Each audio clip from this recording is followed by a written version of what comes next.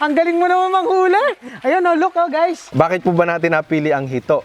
Mayroon po tayong problema ngayon sa food security. Okay. Sir, sa tagal mo na rin nag-aalaga ng hito, no, almost a year or more than that. Opo. Ano naman po yung mga challenges na na-encounter po ninyo dito? Hindi po talaga biglaan ang pagkita. Gradual yun. Gradual po yan. Kailangan ng matinding tiyaga, kailangan ng magandang knowledge, kailangan din ng, syempre, ng puhunan. Parang may malinis ka pa rin na 20,000. 20. Opo. So kung apat yung pan mo dito, Nasa ganun po. Ayun. ikaw mismo na gusto mong pasukin ng hito farming, you need to invest. Yes. Not just only financially, dito sa pag-aalaga, at the same time, syempre information din. Information po. Kasi lalo na kung hindi mo field yung ginagawa mo. Yes. Kumbaga, invest now sa inyong sarili Yes. para pagdating ng panahon, talagang may kita sa agri, wag ka lang naiinip. Yan po. Oh, ganda na na. May kita sa agri, wag lang daw tayong maiinip. Mainipin. Ayan.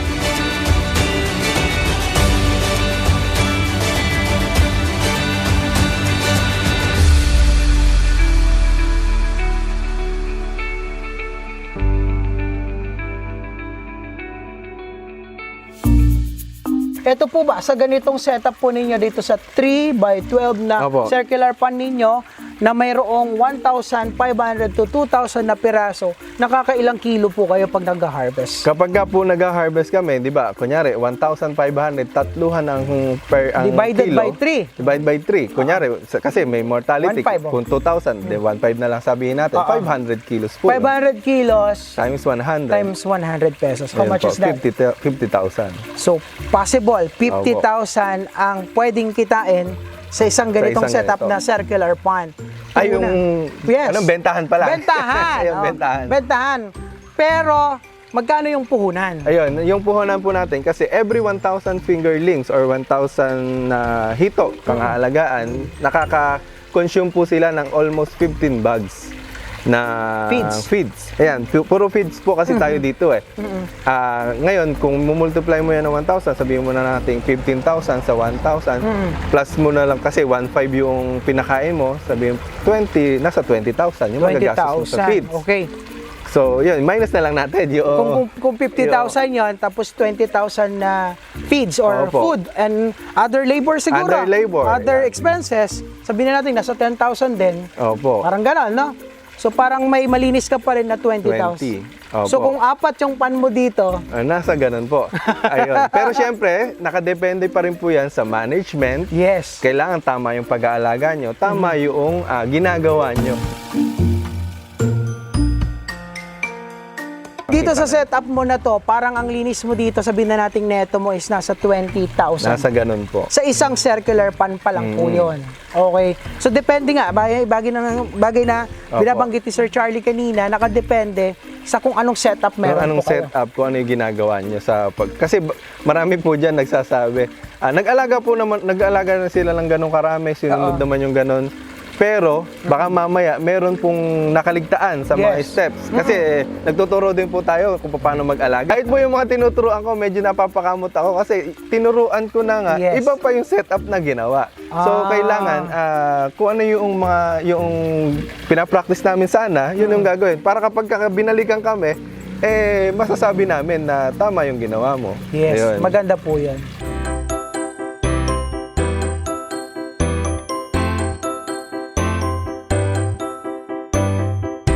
Sir, sa tagal mo na rin nag-aalaga ng hito, no, almost a year or more than that, Opo.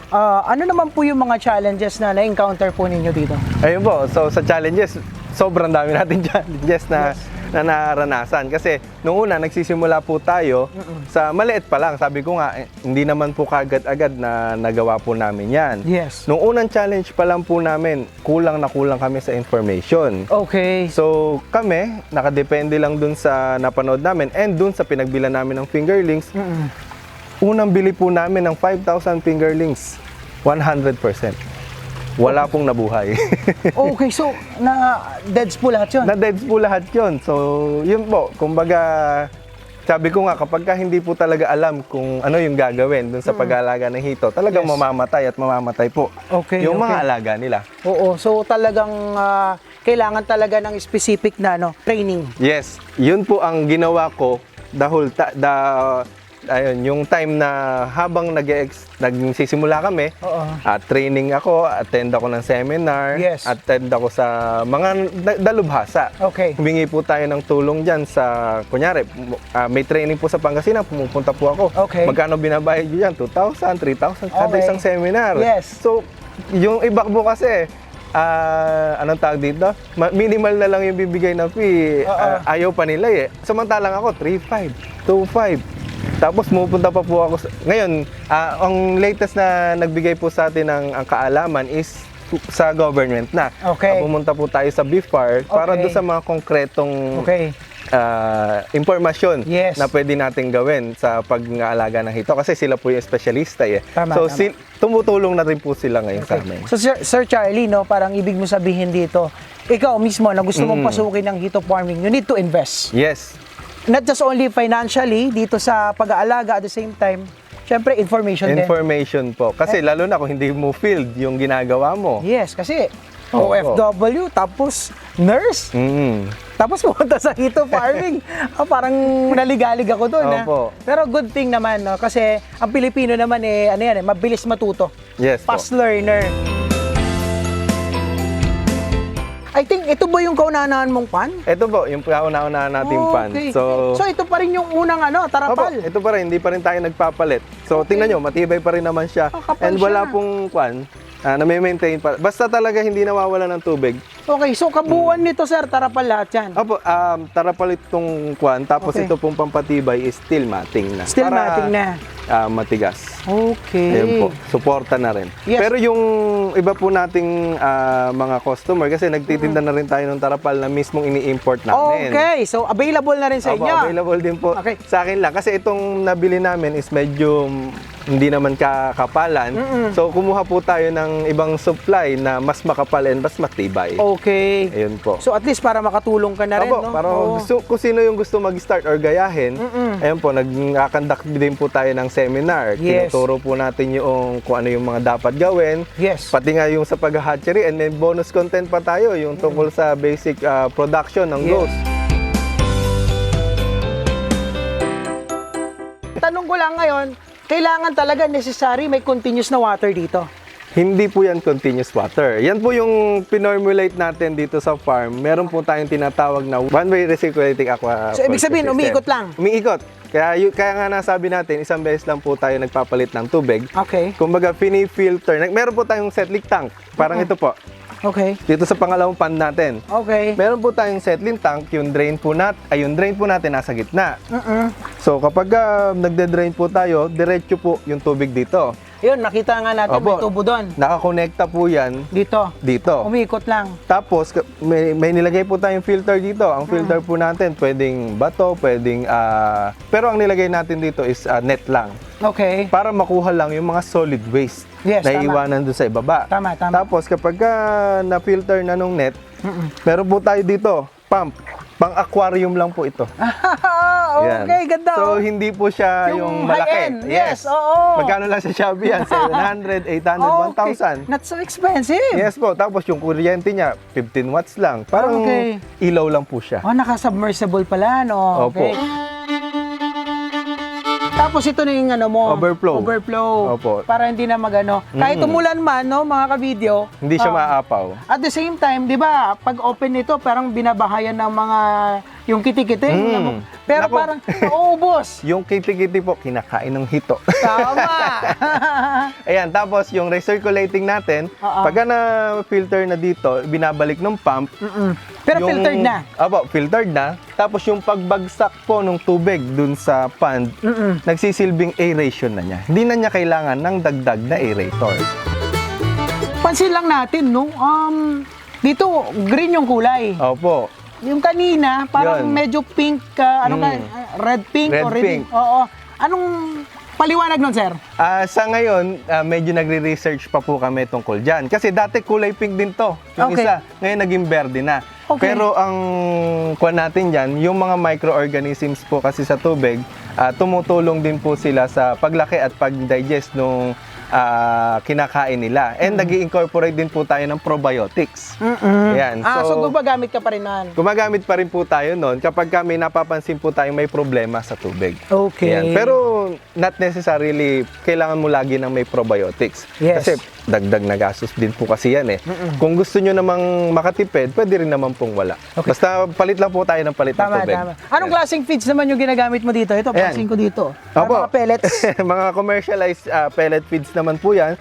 Ito po is naging distributor na rin po tayo ng Tate Feeds. So ito Ayun. po yung kinakain natin dito. Tati feeds. Sana, baka naman. Baka naman.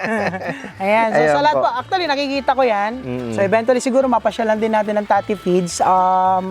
Ayan, kontakin nyo lang ako, Tati Feeds. Madali Ayan, lang sila tayo Sir kausap. Mark.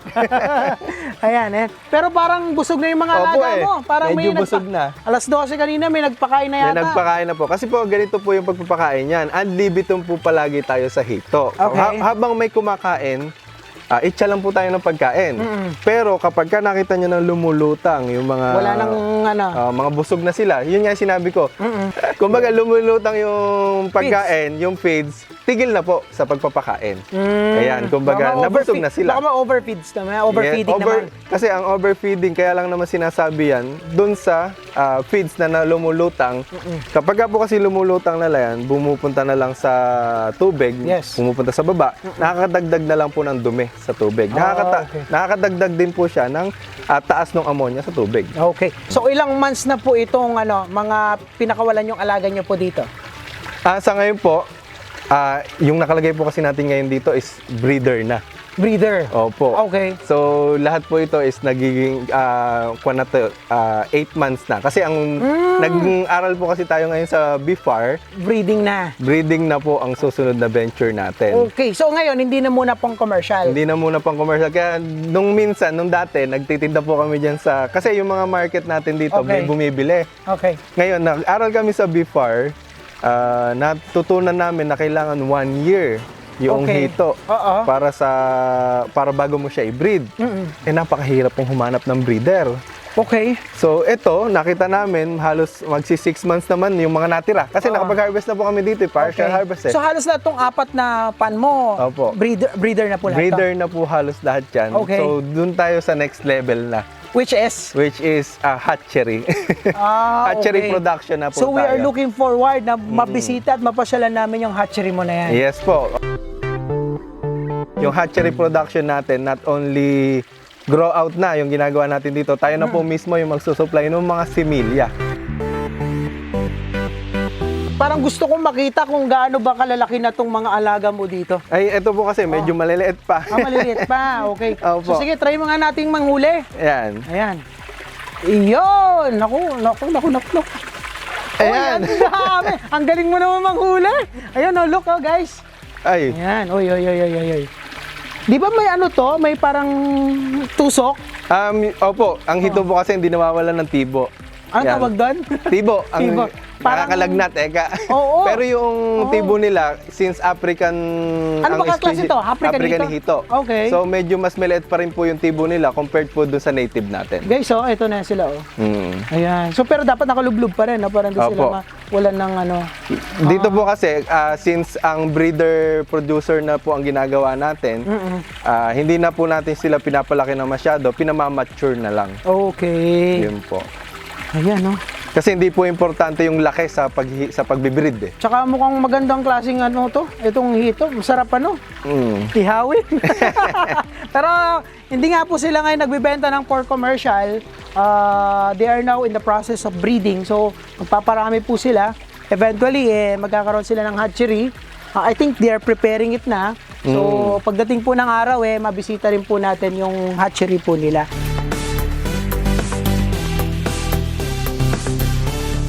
Going back, sir, para sa kalaman po ng ating mga kababayan at siyempre sa mga gustong maggalaga ng hito, magsimula. Okay? Opo. Ano ba yung pwede na lang gawin at paano sila makakapag-attend sa mga trainings po ninyo and how they're going to contact you? Yes po, meron po tayong page, ayan, sa Facebook.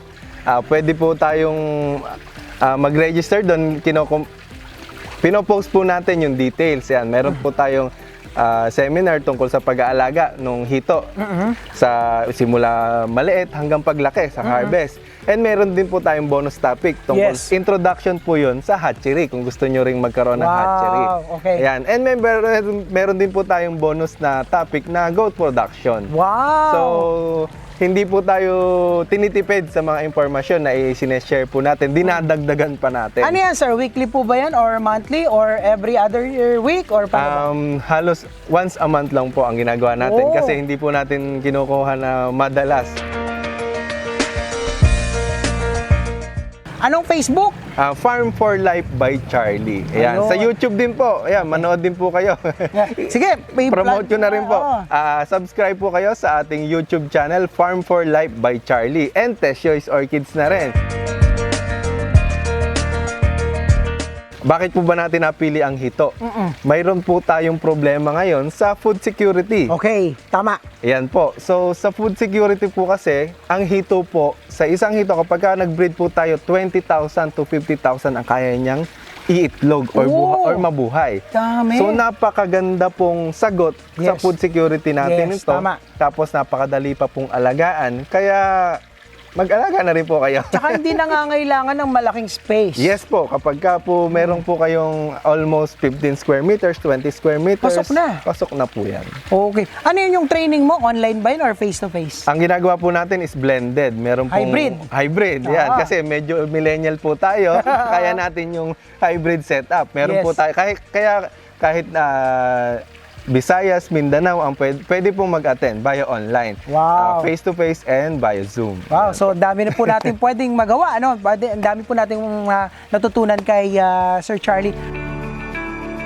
Sir Charlie, bago po tayo magtapos, ano yung gusto mong mensahe sa ating mga kababayan na gustong pasukin ang hito farming?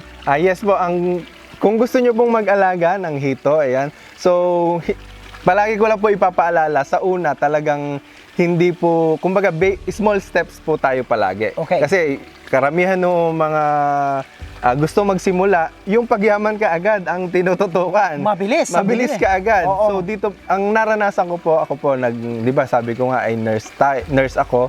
So nung nag-enter po tayo sa agri, hindi po mabilisan ang pagyaman sa agri. Ako po, nagsimula po kami ngayon, nakaka 1 year na. Ang expected na return ng aming paglago ng aming negosyo ay next year ko na napo-project yung magandang kita talaga. Yes. Kasi hindi po talaga biglaan ang pagkita. Gradual yun. Gradual po yan. Kailangan ng matinding tiyaga, kailangan ng magandang knowledge, kailangan din syempre ng puhunan. Tama. At kailangan hindi mainipin. Kumbaga, invest now sa inyong sarili para pagdating ng panahon, talagang may kita sa agri, wag ka lang naiinip. Yan po. Ganda nun ha. May kita sa agri, wag lang daw tayong mainip. Ayan. Ang ganda po ng kwento ni Sir Charlie, no? Sana po ikapulutan po natin ng inspirasyon at the same time ideas, no? Na pwede tayong magsimula kahit sa ating bakuran lang ng hito farming. Kaya naman, no, tayo po nagpapasalamat kay Sir Charlie sa pagbibigay niya po sa atin ng pagkakataon na may feature ang kanyang hito farm, no? At the same time, sa lahat po ng ating mga kabidyo dyan na gustong magpa-feature din ang kanilang mga negosyo at the same time ng kanilang farm, pwede niyo po kaming i-message sa ating Facebook page, Video Stories, o kaya naman, pwede kayo mag-like, mag-comment at mag-subscribe dito sa ating YouTube channel, Video Stories, for more videos and stories. So once again, I am Art Sinabago, the content creator of Video Stories. Always remember, tuloy-tuloy lang ang pag-angat. Keep rising mga kabidyo. Sir, thank you so much. Po. Balik po kayo. Yes, bye-bye!